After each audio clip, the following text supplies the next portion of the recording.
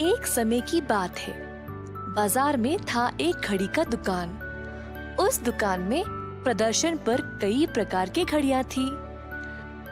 घड़ियां हमेशा इस प्रतीक्षा में रहते थे कि उनको कब कौन खरीद के ले जाएगा। परंतु उस दुकान में था एक आलसी घड़ी जिसको किसी भी बात की कोई परवाह नहीं थी। एक दिन एक छोटा बच्चा अपने पिताजी के साथ दुकान पर आया।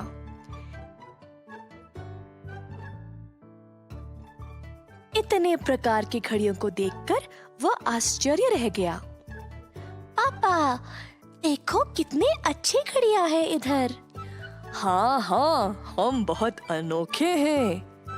देख लेना, रामू मुझे ही चुनेगा। रामू सोच रहा था कि अब वह कौन सी घड़ी को चुने। मुझे चुनो। नहीं नहीं, मुझे चुनो। नहीं रामू, इधर देखो, मुझे चुनो।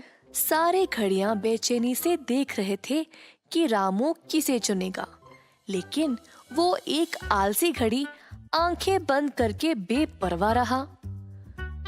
रामू को लगा जैसे उसे कुछ आवाजें सुनाई दे रही है। पापा, आपको कुछ सुनाई दिया क्या? रामू के ऐसे बोलते ही सारे घड़ियां चुपचाप हो गए। रामू एक एक करके सब घड़ियों को देख रहा था, तो एक कोने में उसे वो आलसी घड़ी दिखाई दी। रामू उसकी ओर जाने लगा।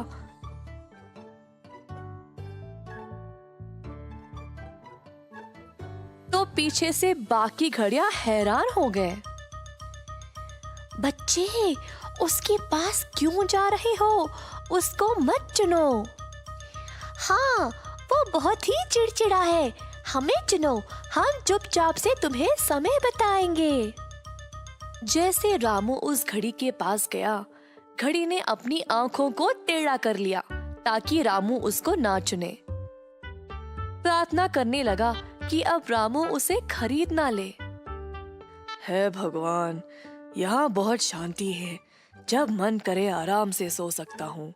कुछ तो करो भगवान।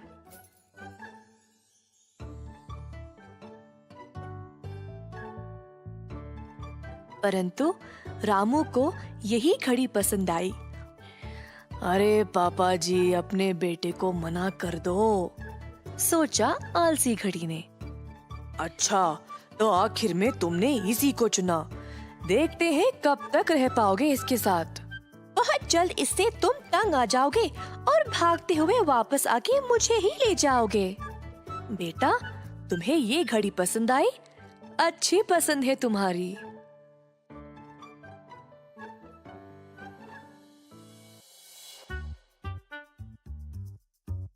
रामू अपनी पसंद से बहुत ही प्रसन्न था। घर जाकर उसने अपने बिस्तर के बाजू में इस अलार्म घड़ी को अच्छे से रख दिया। हर रोज रामू घड़ी को साफ करता था और ध्यान से रखता, परंतु घड़ी रामू पर चिढ़ता ही रहा। एक रात रामू रोज की तरह घड़ी को साफ करके अलार्म सुबह के 7 बजे के लिए रखा और सो गया। रामू के सोने के बाद धीरे से घड़ी ने अलार्म का समय 8 बजे में बदल डाला।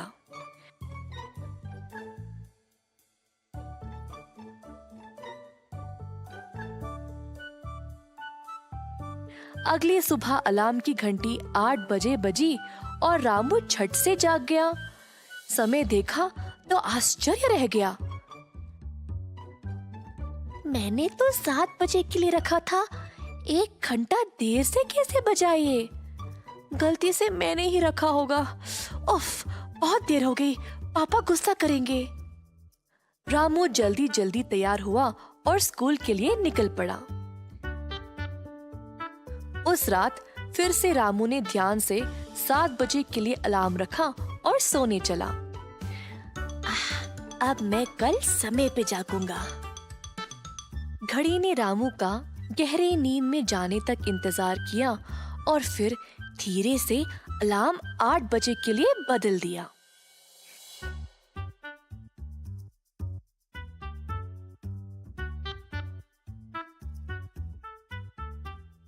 अगली सुबह रामू देर से जागा और हैरान रह गया।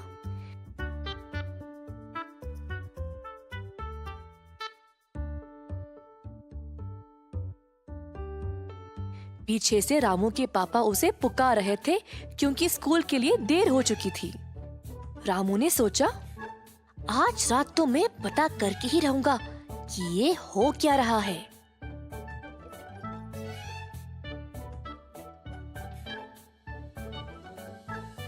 उस रात रामू ने फिर से अलार्म 7 बजे के लिए रखा और बिस्तर पर लेट गया। अब मैं देखता हूँ कि बीच रात में कौन आके समय बदल रहा है। रामू सोया नहीं, बस सोने का नाटक कर रहा था। घड़ी को लगा कि रामू सो गया और वह धीरे से समय को बदलने लगा। रामू को कुछ आवाज सुनाई दी और वह आश्चर्य रह गया। चुपके से आंखें खोलकर नजर डाला तो रामू ने देखा कि ये घड़ी खुद ही अपने कांटों को हिलाकर समय को बदल रहा था।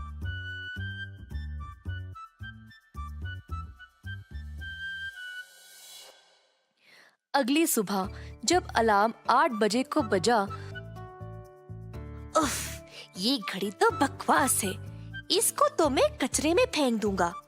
कूड़े में धूल से भरा बैठे रहने दो इसे। पूरा का पूरा बंद ही हो जाएगा फिर। मैं अभी पापा को बोलता हूँ। रामू की बातें सुनकर घड़ी परेशान हो गया। रामू रुको, मुझे क्षमा कर दो। मुझे पता है मैंने गलत किया। कृपया मुझे कूड़े में नहीं डालना। मैं वादा करता हूँ तुम्हें हर सुबह समय पे जगाऊंगा। रामू घड़ी को देख के हंसने लगा। चलो, तुम्हें एहसास तो हुआ, परंतु इतना काफी नहीं है। तुमको एक और काम भी करना पड़ेगा। मैं कुछ भी करूँगा, बोलो। तुम्हें मेरा दोस्त बन के रहना होगा, ठीक है? अलार्म घड़ी ने मुस्कुराते हुए हाँ में हाँ मिलाई। आज से तुम्हारा नाम टिक-टॉक होगा और हम दोनों पक्के दोस्त बन के रहेंगे। उस दिन से हर रोज घड़ी रामू को सही समय पर जगाने लगा। दोनों ने साथ में अच्छा समय बिताया। साथ साथ पढ़ा, लिखा, हंसा और सोया। खुशी से दिन गुजारे।